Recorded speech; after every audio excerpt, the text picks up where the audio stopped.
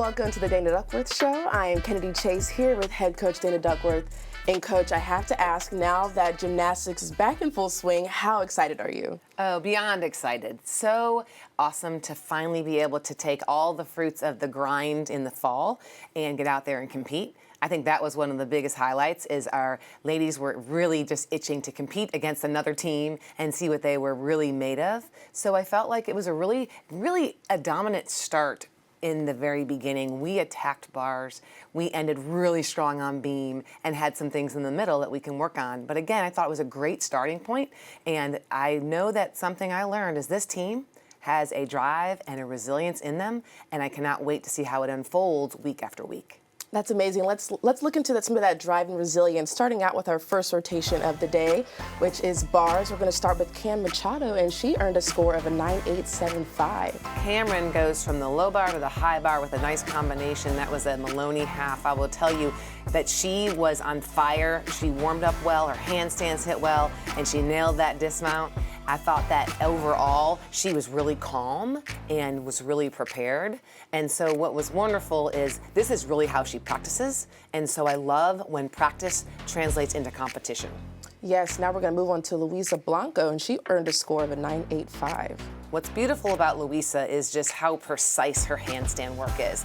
Everything she does has an amplitude to it. Look at her toe point, her half pirouette to her so circle right there, setting up for her dismount. You can just see the perfectionism that Luisa brings to the team. And then right here, she nails this dismount. That's called a stuck landing. There's no doubt about it.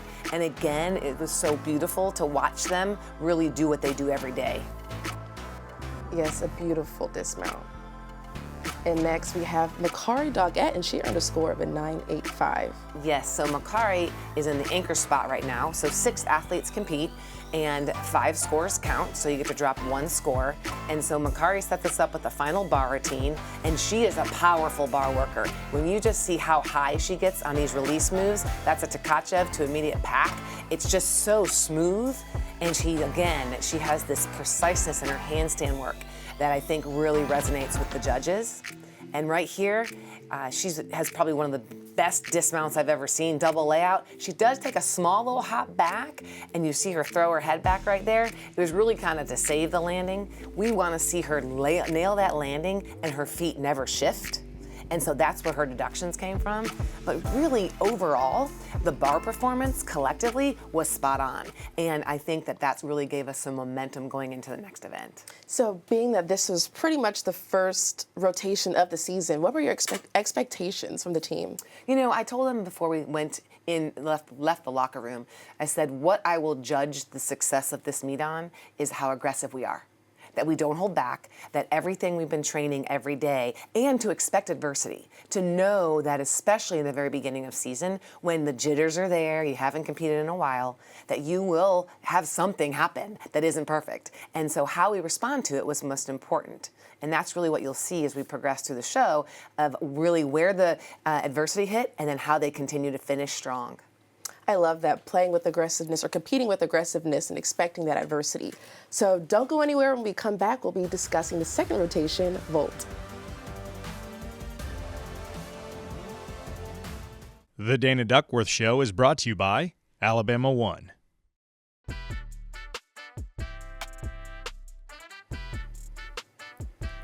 Welcome back to the Dana Duckworth Show. I'm Kennedy Chase here with head coach Dana Duckworth, and we're going to start talking about that second rotation, which is vault.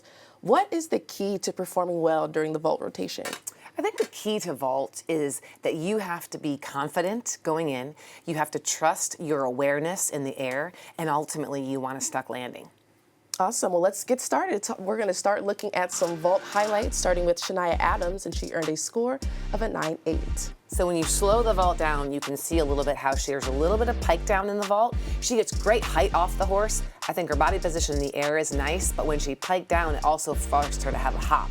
And those are small deductions, but like you see the tight legs in the air, but then that hop and pike down is where her deductions came from. But definitely a good starting point for Shania. Now right here, Makari, she does a 1.5, so you see that she adds another half twist to her vault. Right. Now Makari has so much power, she got so excited. You can see here that she basically went huge step, but again, there are some advantages to that vault. There was nothing that really was a power problem here. See how she just gets off the air? But she needed to open her arms a little earlier, find that landing and spot it, which again, this was the first time Makari had vaulted in almost a year. Wow. And then of course, Lexi Graber came behind her. Lexi is a huge vault. I think she got a little lost a little bit because you can tell that when she kind of landed, she buckled a little. And again, this was the first competition. So we have to keep in mind that you have a little bit of jitters, you're on the harder surface in the landing. And honestly, the only way you get better is you have to do it and compete it over and over again. And so I know that for Makari and Lexi, they really were disappointed in their performance because they know how they can land and do that vault. But at the same time, I always look at the positive side. I look at it, all right, we got our feet wet, and we knew where we over-tried, and we knew where we really weren't in body positions and awareness that we needed to. So I always say, thank the bad turn, right? Because if you thank it and learn from it, then next time you're gonna get better. And so we did get the amplitude we went for. We did get aggressive vaults, and now we just need to find the landings. And I will add, very last second, we had 2 of our best vaulters have to not be available. Oh, no. And so I thought it was fantastic that our athletes stepped in and did the best they possibly could. So it also builds your depth, but it also gives you a chance to come in next week and even highlight that event more. I noticed, I listened when you said Makari and Lexi were disappointed in themselves, but I hate to hear that because they work so hard and they still, I mean, to someone that doesn't know much about gymnastics, just watching them, I think they did an amazing job. Well, they're competitors, and they absolutely will use this to be more prepared and to get better. And so sometimes those things are healthy. I think that when you aren't where you want to be, you can really use that in the gym in your preparation. And they did that this week. I mean, we came in the gym and it's been very aggressive. So I feel good about where we're headed, and we just got to stay the course and trust it. Okay, well, let's move on to floor, which happens to be my favorite rotation to watch. So how excited were the girls to perform their new floor routines? Oh, the new floor routine and getting out there and performing your personality is key. The 3 performers you're going to see today were the 3 anchors. So there were, Maddie was the 4th competitor we had. She was coming after a couple mistakes, and so I was really proud of how she's just maintained composure. She does a really hard first pass. You saw that front layout, front double. It's a fast twist, and she did a nice job. She has a really sassy floor routine with a little bit of tango in there. And so right there you see a leap pass. That is a mandatory combination that every floor routine has to have.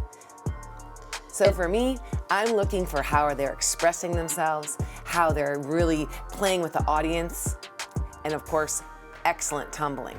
So Maddie did a nice job. In her second tumbling pass, she does a combination. So she does a 1.5 front layout. I want you to look at how high the second skill goes up. Oh, wow. And she just really lands with control and then takes it home with fun dance. And I thought she did a nice job in changing the energy because we had 3 floor routines at the very beginning of our rotation that did not go as we wanted them to. And so I think it shows to the resilience I mentioned earlier in the show, is that these opportunities make you stronger. And now we're on to Luisa Blanca, who scored a 9.875. Luisa was beyond excited to do her new floor routine. It has a very Latino flair to it. She's very proud of what she's putting out there, and it symbolizes more than just a floor routine, which I just applaud. She had some great tumbling passes. She has a double pike on the first pass. This is a double tuck, so it's a 2 salto flip. Of course, I'm looking at small deductions with the legs separated and things that we can work on to even have less execution deductions. Her combination pass, the full front layout, takes her to the finish and did a nice job. And next we're on to Lexi Graber, who scored a 9.85. Lexi does a awesome round off back handspring full in. So you see a double twisting salto. Now she did open a little bit, so her chest was a little low, and that's where her deductions came from. This also is a new floor routine, and it was just fun to see her get out there and really just get it out there for the first time. You know, Lexi was the floor national champion last year, and I would say that this floor routine artistically is even better than what she had last year. Wow. And so I'm excited for her to continue to just mature with the routine, make the dance bigger, make it more entertaining to the crowd. Right here you see her leap pass. So every floor routine has to have a leap pass with a skill that has a D value or a combination of a CC. Of course, she lands here with a beautiful front to double pike. Awesome combination pass. So really, she did a great job. The last 3 competitors on our floor lineup did what they needed to do. They got out there for the first time. Yes, they were nervous. They used those butterflies to their advantage. And I think that we really learned a lot. Some of the deductions can be absolutely fixed with practice and awareness. I love the floor rotation. I just love watching them perform. And I love watching the encouragement from their teammates. I think it's just so motivational and inspiring. Well, thank you. There's a process to it. You know, you get the music based on their personality, and then you build the choreography based around their comfort level, Right. but also being able to really show who they are. And I think we do a really great job of that. And as the season goes on, I think they get more confident in how they perform those skills and that performance aspect. Well, don't go anywhere. When we come back, we'll be discussing the final rotation, beam. The Dana Duckworth Show is brought to you by Alabama One.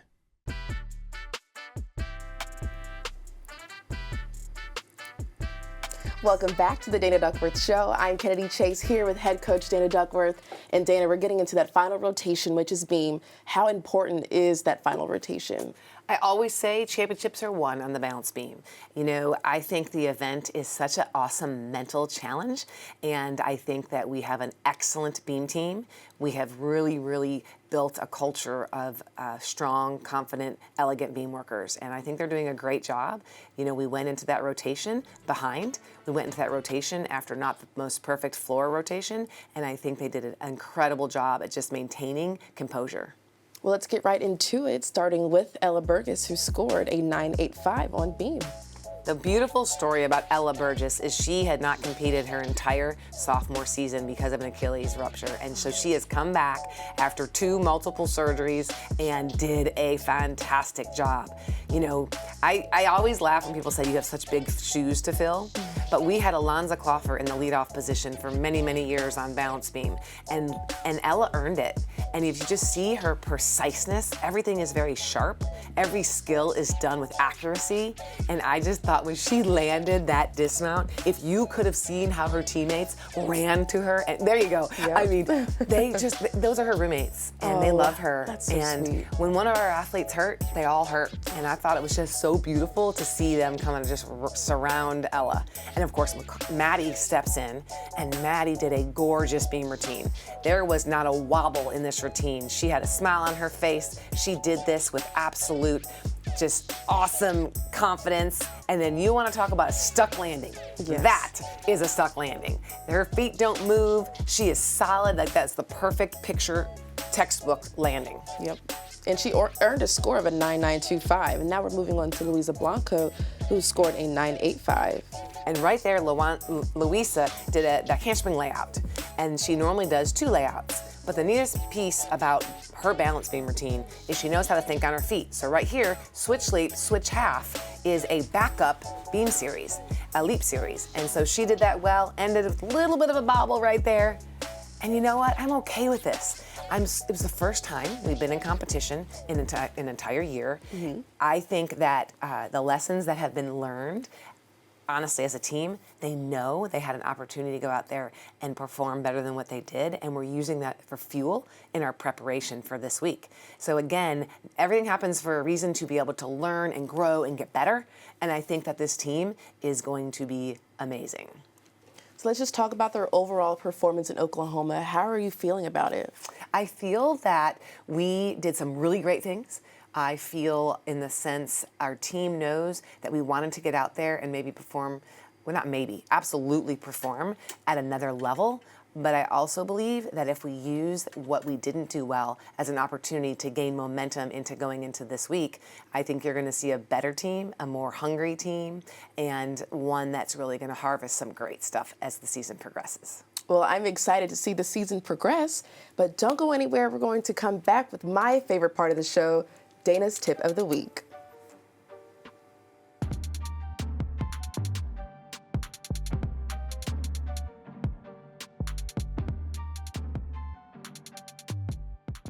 The Dana Duckworth Show is brought to you by Alabama One.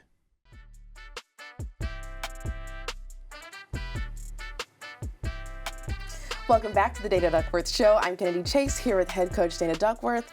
And let's talk about your tip of the week. And we're talking about Team 48 here. What is it? It's your tip of the week is molding a new team. So how important is it to mold this new team together, and how do you find new leaders? Well, first of all, I would say number one is a standard of excellence in all aspects of our program, from not only in the gym and on the arena floor, but in the classroom. I think the other piece is accountability to one another, accountability to self, and accountability to the program. And then I think the third piece is really listening to the athletes. And so what's kind of special is every team is different. So now you have new freshmen. They have not been a part of this program. They don't know what they don't know. And I think the leadership really comes from the upperclassmen talking about the things that have worked. And it's about a passion and a unity that's built, but it's built on personal responsibility and accountability to one another. And that cohesion is really built by understanding that everyone comes from different backgrounds and worldviews, and we need to be able to listen, understand, and really kind of become one, even in a moment of people having differencing of opinions. And I think that's a beautiful piece of that. How you mold a team, it's a process. And with every adversity you face, with every new opportunity that's presented to you, I think it becomes a lesson to one another, a lesson to self. And I think that the whole process for the people that are part of our program individually is self-awareness. And I also think collectively as a team, it's about using every single thing that is given to you as an opportunity to gel, to have more unity, and it's built on those standards and the ability to be accountable to them. So it's kind of neat because the juniors today are more educated than they were last year. The seniors now, we have 6 of them compared to last year where we had 2. And now that's a whole nother different dynamic. And so you find leadership with time. You know, you can't just say, I'm going to make this person the leader. That is something that's built on a lot of those criteria we just kind of talked about, is who is showing the most responsibility, who really gravitates as a teammate to other teammates. I mean, I just feel like there's a lot of pieces to becoming a great leader and a captain for our program. And I think at the end of the day, it evolves. Every day, something else happens that gives you the ability to see the resilience of the individual athletes to find out, how are we going to work? So if you ask me, how are we going to be? I'll tell you in a couple weeks where we are, but it's always going to be evolving. I love that. I love how you mentioned accountability, but I also loved how you said listening is so important, just listening to one another no matter their background or where they come from. I think that's something that they can take beyond gymnastics. Well, that's the goal. We teach life through athletics. And I think that's my passion. That is what I love. Not only that we get to teach life through the sport of gymnastics, but we get to develop relationships that go well beyond the mat. That when they graduate, hopefully they will have lots of things they learned as a University of Alabama student, as a University of Alabama athlete, that will take to the next chapter of their life. And I want them to leave confident and know that they're capable of anything they set their minds to. And that's why we get to do what we do every day. That's amazing. But don't go anywhere. We come back. We have a really exciting video to show you guys. Makari is mic'd up. Oh my gosh, my grunting. That was hard. I have a cramp. The Dana Duckworth Show is brought to you by Alabama One. I'm Makari Doggett, and I'm mic'd up. Right leg tuck, ready, go. Aha. 3, kick. Got this forever, I swear. You the best. Clean versions only. Does it look greasy? I put oil in my hair. Don't worry, you look good. All right. My hair would be floppy today. Looks like a croissant. That's just gonna have to do. 2, 3, kick. Oh my gosh, my grunting. That was hard. I have a cramp. I got a cramp. Whew, this cramp will not go away. Go, Bama, go! Yeah, Bama! You know what I just realized? We got a lot of animal names in our warm-up. Cat, seal, pigeon. Oh my God, another one. Mermaid. My mom's gonna watch this and have a heart attack. She's deathly terrified of snakes. It's for you, Mom. 6, 7. Fun fact, I don't ever match my socks because it makes me uncomfortable. 1, oh. This is about to get real loud and quick.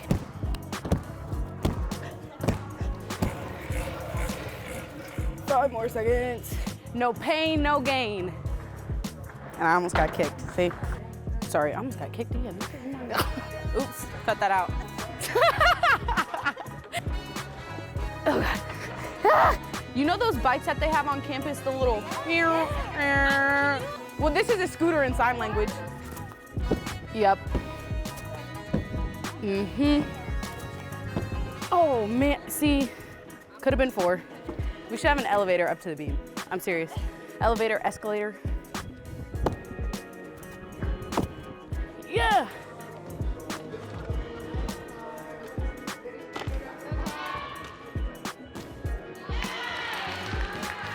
Fierce Grace on 3. 1, 2, 3. Fierce Grace! Welcome back to the Dana Duckworth Show. I'm Kennedy Chase here with head coach Dana. And how awesome was that video? Well, Makari, she's funny, she's dramatic, and when I tell you a competitor, she loves to compete, but what I love the most is she loves her sisters. She is so amazing with her teammates, and they go to her, they love her, and I couldn't be more proud that she's a part of this program. Well, let's talk more about this upcoming meet on Sunday against Florida, and it's actually the first ever regular season gymnastics meet to be broadcasted on ABC. How are you feeling about that? Honored, absolutely. The fact that ABC will be airing the first dual meet in regular season, and so I think we have a lot to go out there and just, I don't want to say prove. I want our ladies to compete with themselves. You know, I don't want it to be about who we're competing against. I want them to focus on what they're capable of and really stay basically focused on what we're capable of and have fun. If we do those 2 things and we stay in the moment and the Bama bubble, we call it, we're going to do great. Well, it should be an amazing home opener. I'm so excited to watch.